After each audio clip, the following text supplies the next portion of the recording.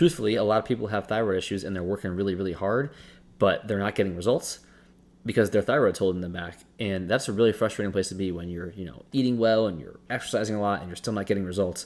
Not fun. So we want to make sure that we're addressing any of the underlying issues that could be going on that maybe are making our metabolism slow, our hormones off. Okay, so we're talking about restoring the thyroid health for weight loss. The thyroid is a hormone gland in your neck. It's actually the Adam's apple, like where your Adam's apple is part of your thyroid. So a lot of people don't know that, but when it goes up and down, when I breathe or when I swallow, that's your thyroid kind of moving around.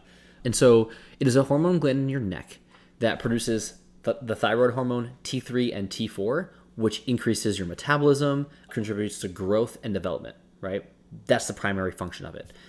And 3, that version of the hormone is the active version of thyroid hormone, and T4 is inactive, okay? And basically it just depends on how many iodines are on there, right? If there's 3, it's T3. If there's 4, it's T4. Okay. The thyroid also plays a really critical role in controlling heart and muscle and digestive function, as well as brain development and bone maintenance. So it is an important piece of a lot of these different things, right? Contributes to our heart, brain, bones. Like it is a critical gland that we have, which makes it amazing to me that a lot of like doctors are so quick to just remove it and just take it out. And it is needed in some cases, but it's way more crucial than I think most people realize, right? It's not like the gallbladder, which is also arguably critical as well. Anyway, how does the thyroid work? So the thyroid has kind of a pathway to get activated, right? The first step is the hypothalamus is a piece of your brain, releases what's called thyrotropin releasing hormone.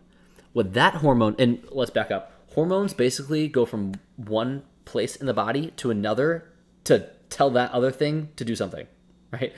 That's very basic. So the hypothalamus releases TRH, which is thyrotropin releasing hormone. That goes to the pituitary gland, also in the brain, to tell the pituitary gland to make thyroid stimulating hormone, TSH. Okay? So this, if you're looking at my mouse here, this hypothalamus right here, this little hangy thing, pituitary gland. Okay? Then thyroid stimulating hormone produced by the pituitary gland goes to the thyroid and tells the thyroid to produce T3 and T4. And then T3 and T4 go out to the systems of the body and upregulate, turn on metabolism, turn on growth, turn on development, right? It also contributes to, body temperature and things like that. So that is where we get all of those benefits from, is from the actual hormone T3, which is the active version of T4. Most of what your thyroid produces is T4, which then in our gut gets converted to T3, and then that can go be used elsewhere, which is also why the gut is super, super critical. And if we don't have a good gut health, a lot of times some of that T4 can't get converted to T3. Okay, another story for another day. We're talking about this today. Okay, so this is the process of what is happening linearly, right? Now, the problem is that most times when you get your labs done, you're only testing thyroid stimulating hormone. That's one out of the 3 things that are necessary here to look at, right? Or to note. And so a lot of times people will get their TSH tested and they're like, oh, thyroid's great. But we don't even know if the thyroid is actually producing thyroid hormones because we didn't look at them. And so a lot of people will have these issues where their TSH is normal, but their T3 and T4 are not. And that is a problem because that can contribute to having a weak metabolism and not being able to build muscle tissue the way you want, which helps you get lean toned muscle, right? And also contributes to the brain and the heart and all those things that we talked about, okay? So we need more than this, right? That's the problem. So the first step is that we need to get tested. We need to get a full thyroid panel done to understand if the thyroid is functioning well. And you can't just go based on TSH. It's not enough, okay? All right, so let's say that you do get your thyroid panel done and it comes back abnormal. What are some things you can do? Number 1 is that it's going to depend on the problem and where the deficiency is, how great the deficiency is. Is it a TSH deficiency? Is it a T3 or a T4 deficiency? It's going to depend a little bit on what the problem is. So I'm going to give you some general things to think about, okay? As far as nutrition goes, we want a well-balanced diet that is focused on nutrient-dense food, okay? Whole, unprocessed foods that are high in vitamins, high in minerals, right? We don't want processed stuff. We want to include lean protein sources like fish and poultry and legumes. A great thing to follow for this would be the Mediterranean diet, right? Really helpful. And we also want to include healthy fats from sources like avocados, nuts, seeds, fatty fish, and olive oil. Okay.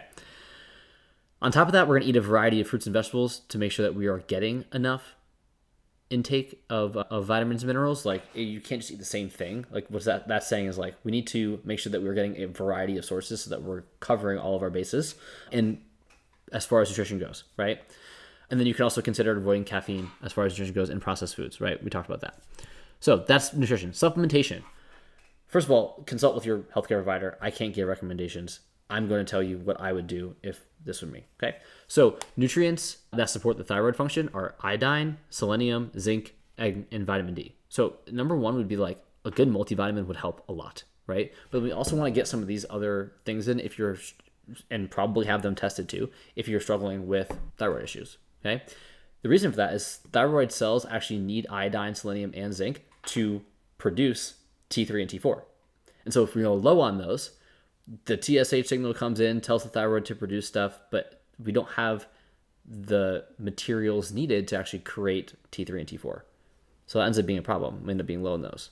And then low levels of vitamin D are also associated with autoimmune issues like Hashimoto's and Graves' disease, which are two thyroid problems, right? Interestingly enough, those thyroid problems often start in the gut as well with leaky gut. So another reason why gut health is absolutely critical there. But leaky gut ends up, that's a topic for another day, but I'll cover it quickly. Basically what happens with leaky gut is things from your gut leak into your bloodstream thinks they're a foreign object, attacks them, creates antibodies, and those antibodies actually destroy healthy tissue of the thyroid gland because it thinks that it confuses it with the things that leaked from your gut into your bloodstream, right? And so it ends up attacking your healthy tissue. That's what happens to Hashimoto's of the thyroid gland, okay? And then again, the dosages and specific supplements should be determined based on individual needs and lab results, okay? Lifestyle changes to make. Number one is we want to manage our stress through practices like meditation, deep breathing, yoga, right? We want to reduce our stress as much as possible. Stress plays a huge role. There's a strong link between cortisol and thyroid health, okay? Cortisol is a stress hormone. We want to make sure that that is not skyrocketed, right? We also want to make sure we're getting enough sleep. So we actually produce most of our hormones when we're sleeping. And if we don't, we're going to struggle with overall hormonal balance because all the hormones play into each other too. And so if you're having issues with other hormones, like it's just, they all link together. It's a one big connected system in a way. And so you want to make sure that we are prioritizing recovery where we actually produce these things. Okay. Third, we want to engage in physical activity like strength training, moderate intensity exercises that are going to promote well-being and actually helps you stimulate thyroid hormone, which is interesting. Okay. We want to avoid smoking and alcohol consumption as those both negatively affect your thyroid health as well. And the last thing I have here is intentional cold exposure, which is an emerging kind of, I wouldn't say emerging now, but it's becoming very popular now, where you can actually intentionally expose yourself to cold water or air or whatever it might be to stimulate your thyroid. And there's a lot of other benefits to it. People aren't necessarily just doing it for thyroid, but it improves your metabolism quite a bit. And so if you take a cold shower, you do, cryotherapy, right? You go ice bath, whatever it might be, we're actually going to, because your thyroid is responsible for heating up your body by producing, like thyroid hormone does that, you'll actually tell your body to produce more thyroid hormone and we can get that process rolling. So intentional cold exposure is really, really helpful for that. Okay, and some protocols for that. Typically, I like to use a cold shower just because it's easiest and most accessible. Most people don't have a cold bath. So you can literally just start by, at the end of your shower, crank it to cold and have it hit your chest. And you want to try to avoid it hitting your head, but you want to hit your chest and kind of like as much as your body as you can. And you want to try to build up to about 2 minutes. If you can, most people will start around 20 seconds. When you get in the water, you're going to start to hyperventilate. And your goal is to control your breathing and relax. Okay? Bring yourself back down to normal. 20 seconds, build up to 2 minutes. Cool. All right. So that's what I have in terms of lifestyle supplementation and nutrition to improve your thyroid health. Okay? So if you want to find the root of your problem of why weight loss has been hard for you, just comment assessment below and we'll see if we can help. We'll see if we can run you through our comprehensive assessment and identify what might be happening for you. But the truth is, if you have a thyroid issue, it's like you're fighting an uphill battle against weight loss, and it's just gonna be really hard for you unless you really dial that in and figure that out for yourself. So I'd love to help you. If you have any questions, please comment below. And if you do want to go through an assessment, comment assessment, and we'll see if we can help you. In addition to that, we also have a hormone balancing guide and its recipes and foods. So if you want that, comment hormones. So we got 3 things here. Number 1, if you want to go through an assessment, comment assessment. If you want the hormones guide, comment hormones. And if you have any other questions, comment those 2. I'm happy to answer. And we'll catch you guys next week on Thursday at 12:30. I got another good one coming for you. And I hope this was helpful. So I will see you next week.